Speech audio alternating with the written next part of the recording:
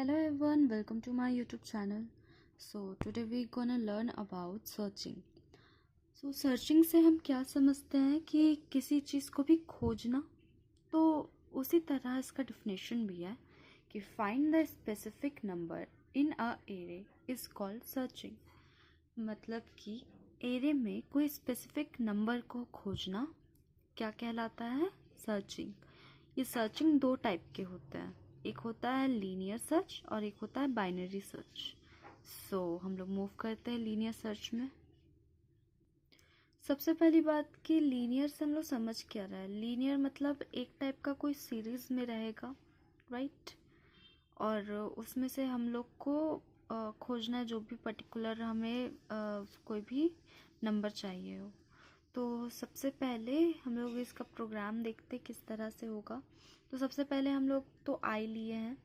आई जो हमारे कहाँ 1 से लेके कितना तक जाएगा वो एरे 100 तक है. मतलब कि लास्टली आप 100 तक में नंबर ले सकते हो, ठीक है?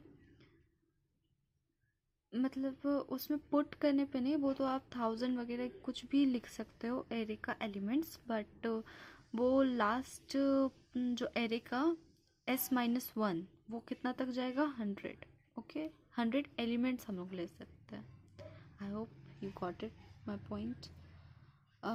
फिर नेक्स्ट हम लोग नम लिए हैं जिसमें रहेगा कि कौन सा नंबर हमें सर्च करना है. एस जो है वो साइज़ है कि कितना साइज़ तक हमें लेना है. 100 में हम लोग कितना साइज़ लेना चाहते हैं. कोई 10 एलिमेंट्स ही लेना चाहते हो, कोई 15, कोई 20, वो तो हमारे अकॉर्डिंग हम लोग सेट कर सकते हैं. और लिए हैं C is equal to 0. C जो है वो काउंट कर रहा है कि अगर कोई नंबर अगर आया तो वो कितने टाइम्स आया. Got it? सो यहाँ पर है कि सबसे पहले हमें एरे का एलिमेंट लेना है. तो एरे का एलिमेंट लिए, फिर वो एरे का एलिमेंट जो है वो 0 से कितना तक जाएगा वो है, और उसको फिर प्रिंट कराना है. फिर यहाँ पे हम लोग इनपुट्स लेंगे जितना हमें उसका एलिमेंट का लिखना. मतलब कि एरे 0 इज इक्वल टू 15 लिए, एरे 1 इज इक्वल टू 20 लिए, ऐसे करके हम लोग कुछ भी नंबर ले सकते हैं. फिर इसमें हम लोग करेंगे एरे प्रिंट.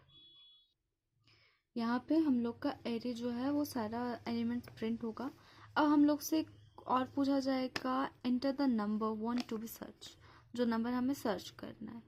तो हम लोग यहाँ पे नम के थ्रू लिए हैं. उसके बाद वो एरे जो हमारा एलिमेंट्स है वो 0 से S तक जाएगा, है ना? तो उसके बाद अगर एरे ऑफ आई मतलब एरे ऑफ 0 से स्टार्ट होगा, वो अगर नम के इक्वल हो गया तो हम लोग का C++ हो जाएगा. मतलब कि काउंट प्लस प्लस. तो यहाँ पे देख रहे हैं कि if C is greater than 0, अगर C 0 से ज़्यादा है तो हम लोग का प्रिंट होगा गिवन नंबर इज फाउंड, और अगर ऐसा नहीं है तो given number is not found. अब हम लोग कुछ एग्जाम्पल्स के थ्रू मैं आपको समझाती हूँ कि आपको और अच्छे से समझ में आए. सो हम लोग यहाँ लेते हैं S इज इक्वल टू 10.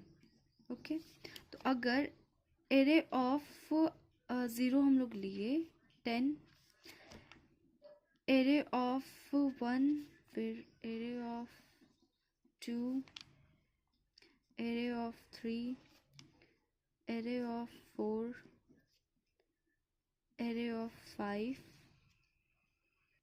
सो मैंने सारे एलिमेंट्स ले लिए हैं, और हमारा एक कंडीशन है कि array of I is equal to num हो तब वो C++ होगा, राइट?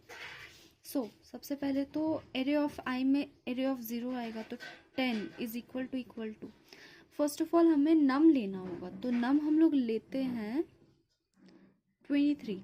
ओके, तो अगर 10 एरे ऑफ 0 मतलब 10 इज इक्वल टू नम मतलब 23 है, तो ये C++ होगा. तो ये है ये कंडीशन. तो मतलब कि एरे ऑफ 0 में तो नहीं है.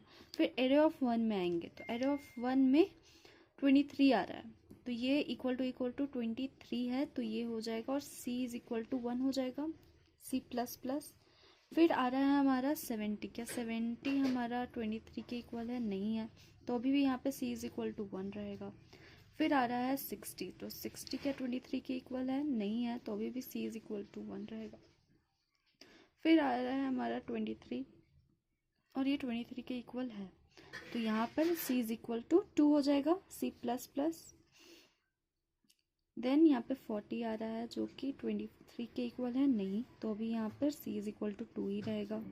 फिर यहाँ 23 आ रहा है जो कि है 23 यहाँ पे इक्वल हो जाए तो c इज इक्वल टू 3 हो जाएगा। फिर आएगा 80 इज इक्वल टू 23 है, नहीं, तो अभी भी c इज इक्वल टू 3 रहा। फिर आ रहा है 20 इज इक्वल टू 23, नहीं, तो यहाँ पे भी c इज इक्वल टू 3 रहेगा। और फिर लास्टली फिर से आ रहा है 23 इज इक्वल टू 23 है, राइट, तो c इज इक्वल टू 4 हो गया। तो हमारा जो आंसर जो है, अगर c इज इक्वल टू 4 होना चाहिए,